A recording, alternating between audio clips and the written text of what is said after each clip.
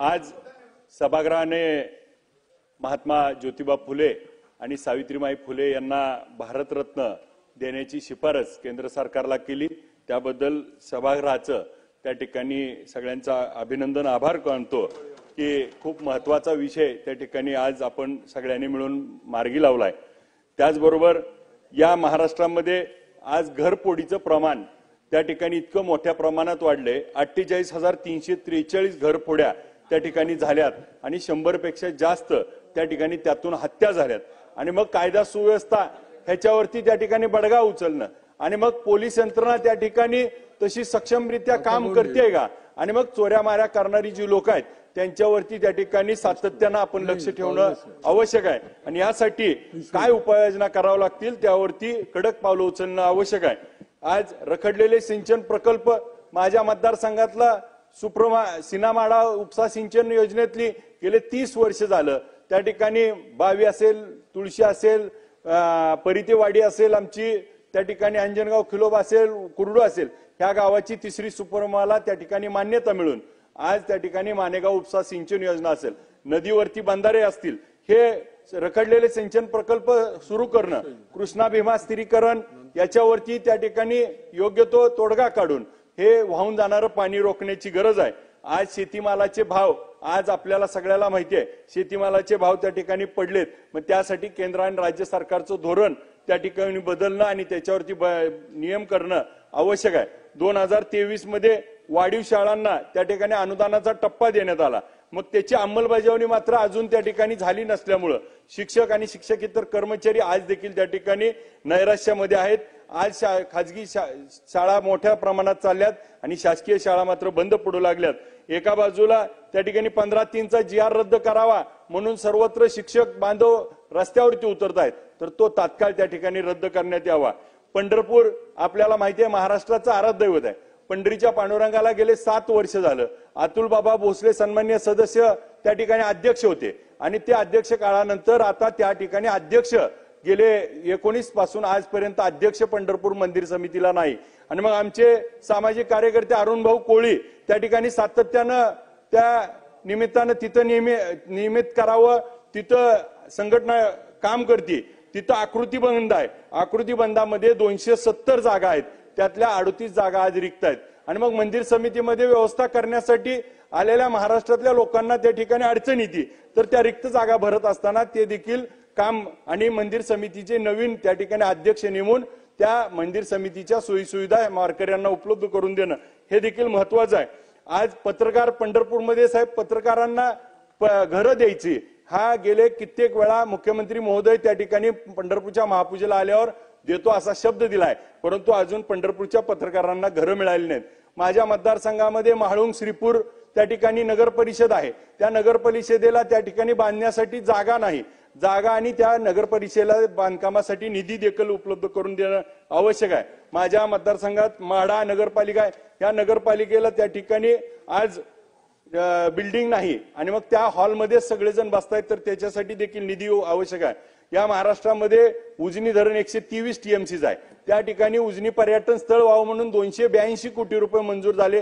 प्रस्ताव आराखडा झाला, मुख्यमंत्री महोदयांच्या काळामध्ये मंजूर झाला, परंतु त्याचे 2 वेळा टेंडर झाले आणि त्या ठिकाणी अजून पाटबंधारे विभाग आणि MTDC यांच्यामधला करार न झाल्यामुळे ते करार रद्द होत आहेत, टेंडर रद्द होत आहेत, तर ते लवकर केल्यास त्या ठिकाणी रोजगार निर्मिती होईल। माझ्या माढा या ठिकाणी DYSP ऑफिस आणि मोडलींचं पोलीस ठाण्याचा प्रस्ताव शासनाच्या दरबारात आहे। एका बाजूला घरफोड्या दरोडे होत आहेत, मोठ्या प्रमाणात अत्याचार होत आहेत आणि मग हे जर पोलीस स्टेशन सुरू झाले तर नव्यानं त्या ठिकाणी गुन्हेगारी रोखता येईल।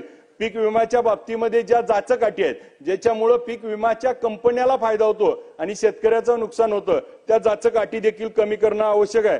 अण्णासाहेब पाटील महामंडळ असेल, OBC महामंडळ असेल, ओमाजीराव नाईक महामंडळ असेल, ह्याला कर्ज देत नाहीत। नॅशनल बँक असतील, कोऑपरेटिव्ह बँक आहेत, आज सरकारने योजना चांगली काढली, 8,600 कोटी रुपयाचं कर्ज आतापर्यंत अण्णासाहेब पाटील महामंडळातनं 850 कोटी रुपयाचा व्याजाचा परतावा दिलाय, परंतु खूप मोठ्या लोकांना त्याच्यातून अपेक्षा आहेत। महाराष्ट्राच्या मुख्यमंत्री एक योजना आपण केली, 10 लाख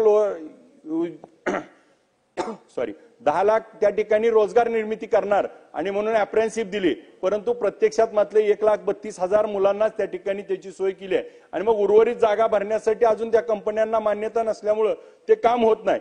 छत्रपती शिवाजी महाराजांचं स्मारक व्हावं म्हणून माझ्या माड्यामध्ये खूप मोठी त्या ठिकाणी चळवळ सुरू आहे, तर त्याच्यासाठी जागा उपलब्ध झाली आहे, निधी उपलब्ध केल्यास त्या ठिकाणी तो आमचा प्रश्न मार्गी लागेल। एक मोठा प्रश्न आहे महाराष्ट्रात, आज साखर कारखाने आहेत, साखर कारखान्यावरती आम्हाला सगळ्यात मोठं टोळ्या ट्रॅक्टर लागतात आणि आज टोळ्याच्या बाबतीमध्ये इतकी फसवणूक होती आहे। आमच्या पंढरपूरला त्या ठिकाणी सुधीर शिंदे आणि काही लोक उपोषणाला बसली होती, तर त्यांनी काही लोकांनी 10 लाख 15 लाख 20 लाख दिलेत।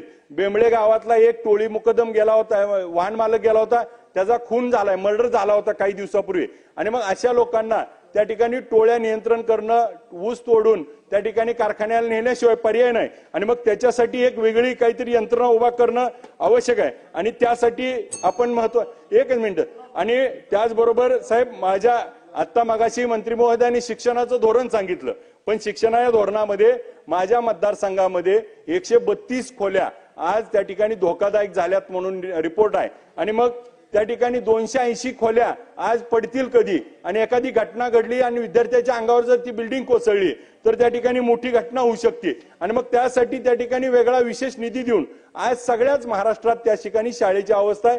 सकाळी लक्षवेधी होती, त्या ठिकाणी शाळांना त्या ठिकाणी आपल्याला वेगळा निधी उपलब्ध करून द्यावा लागणार आहे। परत बदलापूर सारखी घटना होऊ नये म्हणून त्या ठिकाणी आपल्याला सीसीटीव्ही त्या ठिकाणी देणं गरजेचं आहे। एका बाजूला आपण दिल्लीच्या निवडणुकीमध्ये आपण सांगितलंय की KG to PG पर्यंत मोफत शिक्षण देणार, मग महाराष्ट्रात पण आपल्याच विचाराचं सरकार आहे, तर आपण त्या ठिकाणी KG to PG हे शिक्षण मोफत देणार का, या बाबतीतल्या काही गोष्टी महत्वाच्या आहेत। आणि माझ्या मतदारसंघात साहेब उजनी, आष्टी, सोनकं हे तलाव आहेत, या ठिकाणी मच्छीमारी करणारी जी लोक आहेत ती मूळ मच्छीमारी लोक त्या ठिकाणी त्यांना करू दिलं जात नाही आणि दुसरीच लोक त्या ठिकाणी गावगुंड आणि ते संस्था स्थापन करतात आणि संस्थेच्या अटी शर्ती त्या ठिकाणी आपण दिल्या जातात, यातनं ते मुख्य मच्छीमार आहेत त्यांना मात्र त्यातून रोजगार निर्मिती होत नाही, तर त्याच्यासाठी आपण करणं गरजेचं आहे। त्यासाठी आपण त्या ठिकाणी निधी द्यावा आणि शेवटचं साहेब मागेल त्याला शेततळ ही योजना आहे, 75,000 रुपये आपण त्या ठिकाणी अनुदान देतोय, पण 75,000 रुपये मध्ये त्या ठिकाणी शेततळ होत नाही आणि मग शेततळ न झाल्यामुळं आज पाणी साठवण्याची गरज आहे, तर त्याला ज्याची जेवढी मागणी आहे तेवढं त्याला आणि त्याच्या प्रमाणात अनुदान द्यावं एवढी या निमित्ताने विनंती करतो आणि बोलण्यास संधी दिली। धन्यवाद।